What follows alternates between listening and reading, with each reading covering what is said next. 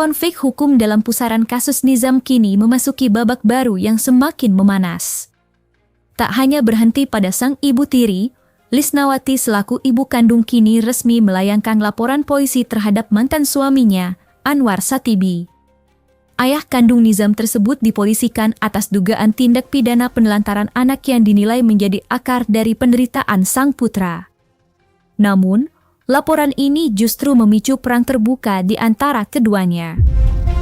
Suasana kian keruh saat ayah dan ibu kandung Nizam terjebak dalam aksi saling tuding dan lempar tanggung jawab di hadapan publik. Lisnawati menuduh Anwar sengaja memutus akses komunikasinya dengan Nizam, sementara Anwar bersikeras membantah dan balik mempertanyakan peran mantan istrinya tersebut.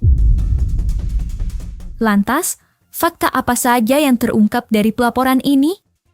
Dan bagaimana pembelaan Anwar Satibi atas tuduhan serius tersebut? Inilah 5 fakta krusial di balik pelaporan Lisnawati terhadap ayah kandung Nizam yang menghebohkan publik.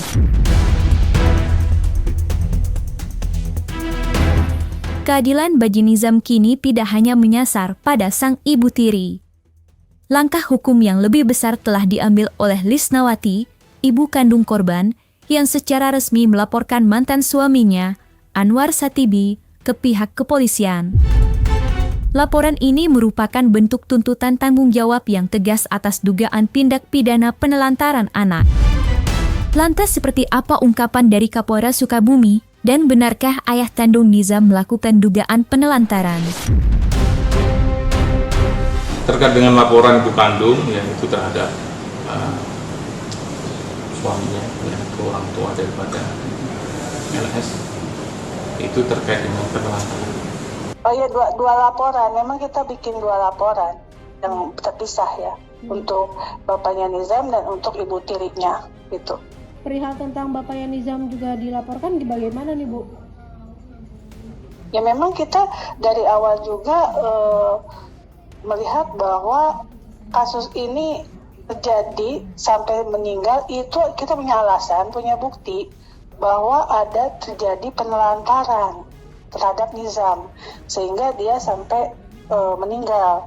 Artinya dalam proses dia sakit tidak berusaha diobati begitu, tidak berusaha dibawa ke rumah sakit. Nah di situ kita kecewa kan, ibunya ini kecewa gitu.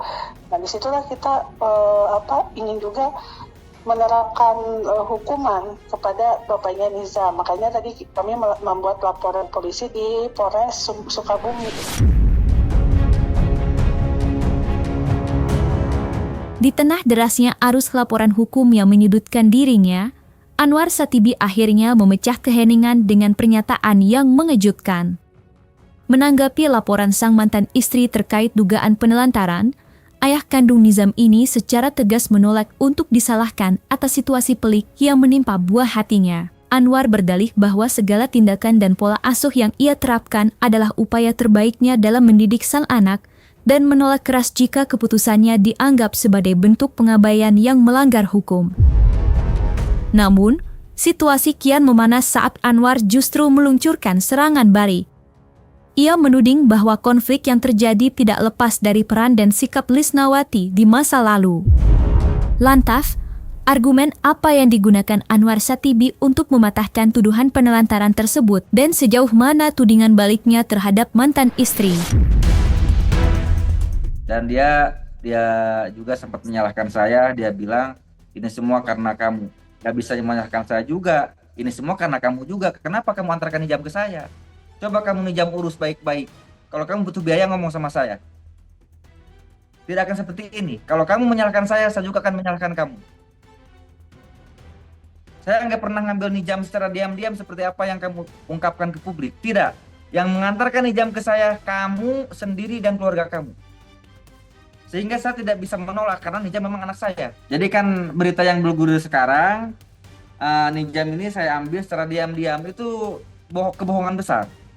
Yang jelas Nizam ini diantarkan ke saya waktu di Cilacap sama keluarga dia, termasuk dia yang mengantarkan. Tidak ada harapan saya Nizam dulu ya, harapan saya Nizam tetap sama dia, tapi saya sebagai ayahnya saya tetap bertanggung jawab atas semua keperluan Nizam gitu.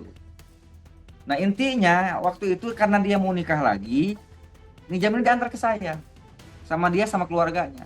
Ya saya nggak bisa menolak karena memang anak saya kan. Jadi berita yang bergulir sekarang, hebatnya fitnahan dia itu ke saya, Nijam ini diambil dari saya secara diam-diam, itu bohong. Bila perlu ayo kita ketemu semua. Ketemukan saya dengan keluarga dari Cianjur, dari keluarga mamanya Nijam. Di tengah kemelut kasus penganiayaan yang menimpa putranya, Lisnawati mengungkap fakta mengejutkan bahwa dirinya selama ini dipersulit untuk bertemu, apalagi sekadar mengetahui kondisi terkini Nizam. Lantas, hambatan apa saja yang sebenarnya dihadapi Lisnawati selama ini dan benarkah ada upaya sistematis untuk menjauhkan Nizam dari pelukan ibu kandungnya? Inilah rintihan hati Lisnawati dalam perjuangannya menembus barikade komunikasi demi sang anak. Kenapa? Selama 4 tahun nggak pernah ketemu Nizam, tidak diperbolehkan ketemu Nizam. Jadi ketika ketemu Nizam, dia sudah meninggal dunia. Kenapa akhirnya ibu nggak boleh ketemu sama Nizam? Nggak boleh ketemu sama anak. Terakhir ketemu 7 tahun ke belakang, 7 tahun. Waktu umur 7 tahun. Waktu umur 7 tahun. Waktu umur 7 tahun. Nah, terakhir kenapa nggak boleh ketemu sama Nizam tuh kenapa? Karena disangka saya udah meninggal kata ayahnya. Udah selesai.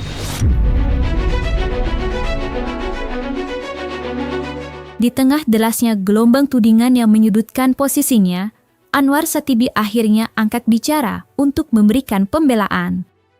Menanggapi laporan kepolisian yang dilayangkan oleh mantan istrinya, ayah kandung Nizam ini secara tegas membantah segala tuduhan terkait penelantaran anak maupun upaya pemutusan akses komunikasi. Bagi Anwar, apa yang dituduhkan oleh Lisnawati sama sekali tidak sesuai dengan fakta yang ia jalani di balik pintu rumahnya.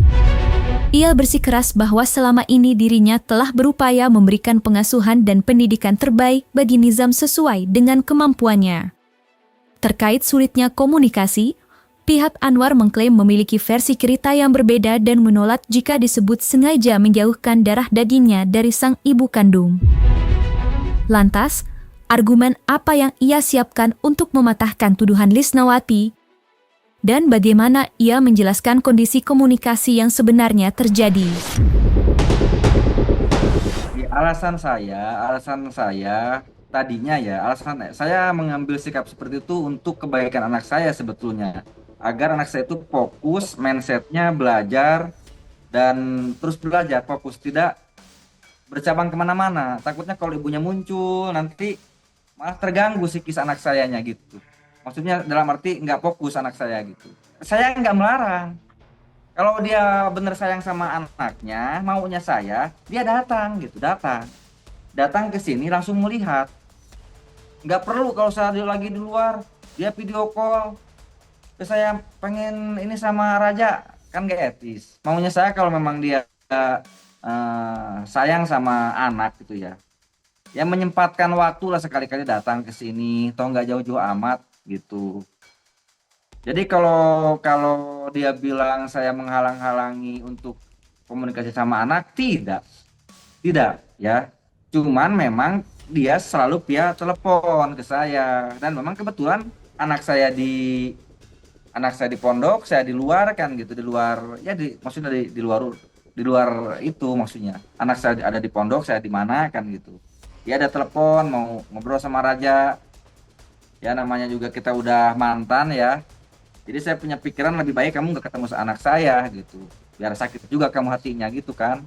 Ya namanya juga ya udah jadi mantan kan.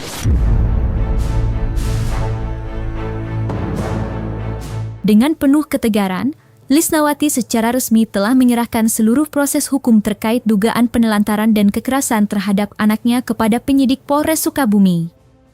Ia menuntut keadilan yang seadil-adilnya tanpa pandang bulu, memastikan setiap pihak yang terlibat baik karena kelalaian maupun kesengajaan mendapatkan konsekuensi hukum yang setimpal.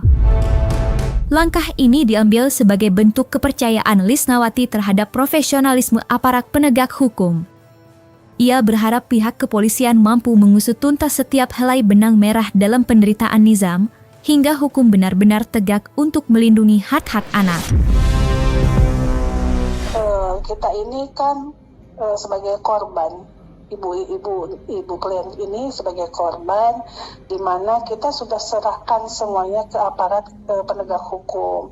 Kita sudah percayakan itu, artinya ya itu kembali lagi itu urusannya penegak hukum di sana, gitu, aparat di kepolisian gitu. Tetapi ini nggak main-main, ini kasus sudah viral dan kita sudah didukung oleh KPAI, LPSK, kemudian Komisi 3, Komisi 13 DPR RI, udah banyak yang dukung kita, jadi nggak bisa lah macam-macam dia gitu. Pasti kita pengen Ekspresi mengedepankan estetika. jelas tadi mendengarkan.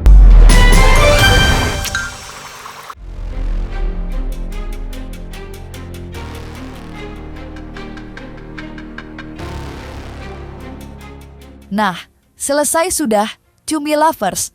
Jangan lupa untuk like, subscribe, dan juga share channel YouTube Cumi Cumi.